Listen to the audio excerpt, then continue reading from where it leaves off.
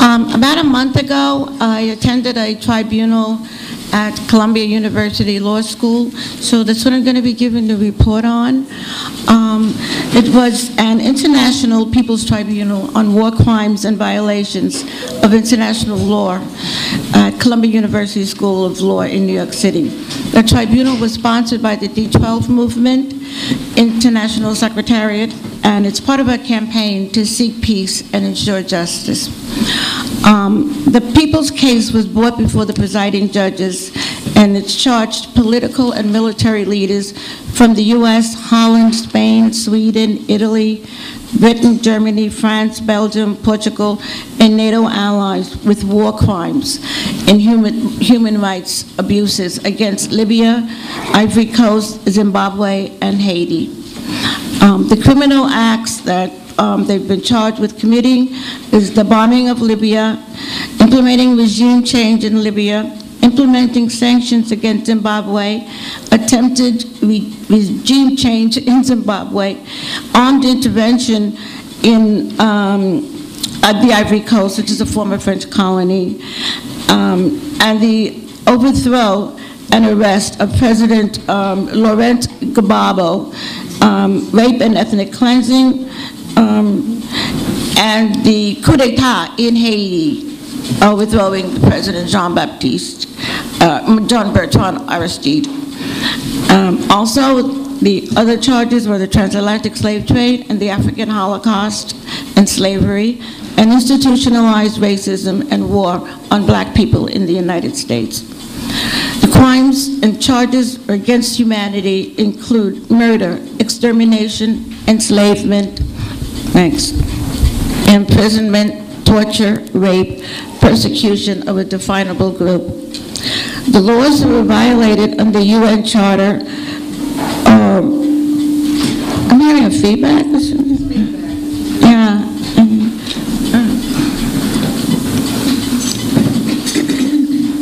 Okay, the laws violated under the UN Charter are sovereignty of nations, political independence of nations, territorial integrity of nations, responsibility to protect the doctrine of humanitarian intervention, and crimes of blatant aggression, which include violation of the Geneva Convention and the UN Charter regarding torture, rape, and preeminent attacks involving physical damage to civilians' property and the appropriation of property.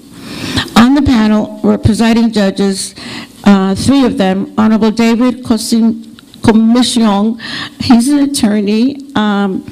He presided over the 2001 UN Durban Conference on Racism. Clement Payne Movement, which is part of the description following him, his name, and he's from Barbados. Okay. Then there was the Honorable Lennox Hines, his attorney for the National Conference of Black Lawyers at Rutgers University. He's a professor. And also Honorable Rosemary Mealy. She's an attorney and the International People's Tribunal Vice President.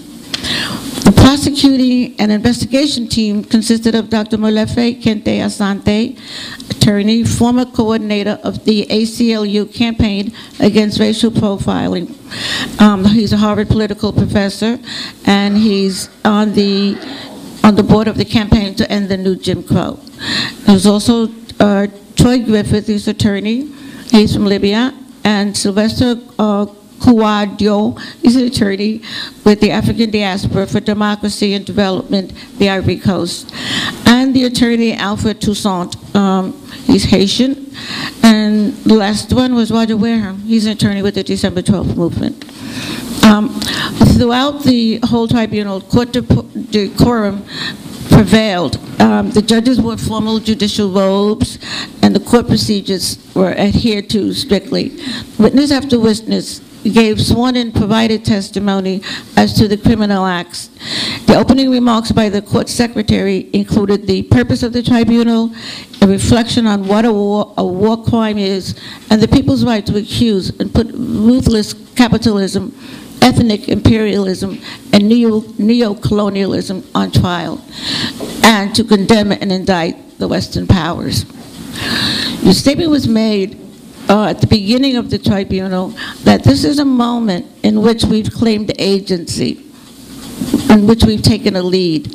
We're about to commence on an important and sacred task.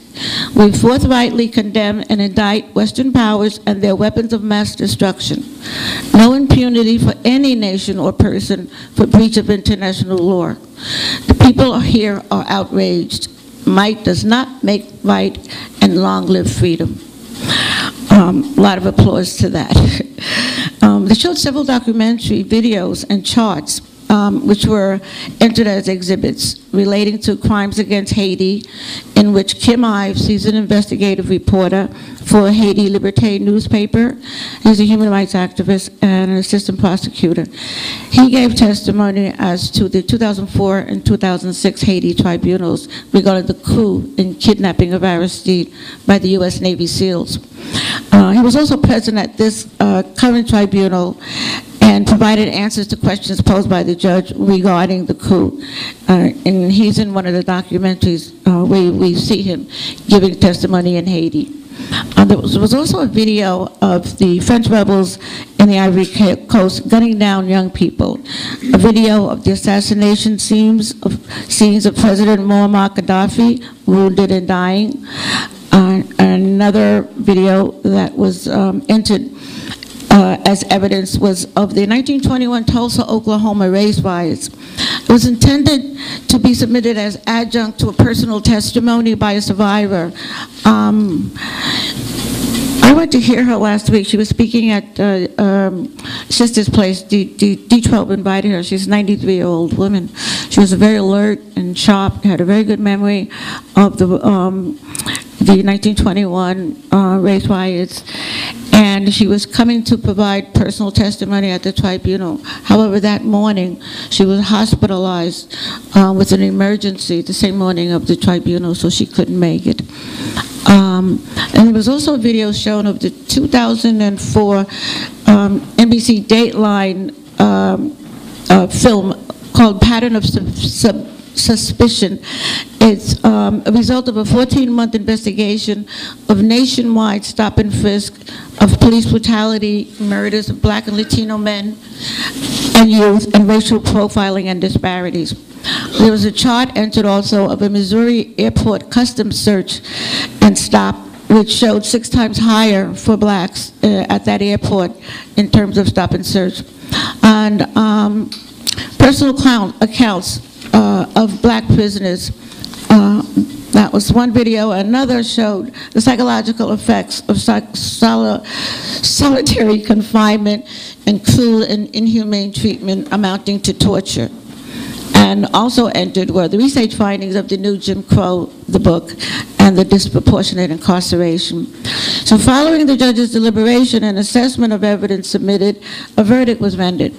The judges stated that a prima facie case had been sufficiently made with supportive evidence of an orchestrated and systematic campaign of neo-colonial powers to willfully violate a UN charter regarding the sovereignty of nations, political independence of nations, territorial integrity of nations, and the responsibility to protect doctrine as well as the doctrine of humanitarian intervention and crimes of aggression.